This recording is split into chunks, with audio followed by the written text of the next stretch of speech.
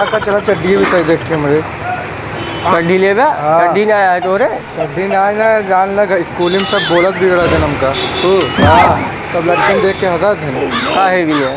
अरे चड्डी एकदम फटी हुई का बताई जब हम बैठी थी ना कहाँ बैठे थे ठंडा से बगिया में। अच्छा हमको चड्डी ना उतार कर पैंटी उतार के हम बैठ जाए थे इतना फाटा है। अरे यार चला फिर दवा खरीद देते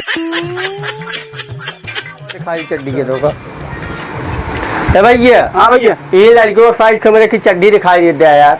ठीक है भैया दिखा देते सही है जनते हुए रोज बेचा था। हाँ सर जी मालूम है भैया। देखा भैया 250 रुपये का है। अरे भाई इसका वो नीचे आवाज जॉकी कंपनी के भाई। अरे यार जॉकी होगी ना थोड़ा दूसरा दिखा हुआ और दिखा देता है देखा हाँ लक्स कोजी घाटे ये कितने का है 150 रुपये और कम रेट में आवाज और कम रेट में ले यार सस्ता तो कौन देगा है। हाँ ला भैया ये चाइना हाँ 35 रुपये का है यार ये कम लगा 17 रुपये दे दिया। सारा कौन चड्डी ना यार रखा रखा। अच्छा ठीक है यार 17 रुपये को सेकंड हैंड चड्डी हो दे दिया। सेकंड हैंड चड्डी यार छुट्टियां है कहाँ निकलेंगे से।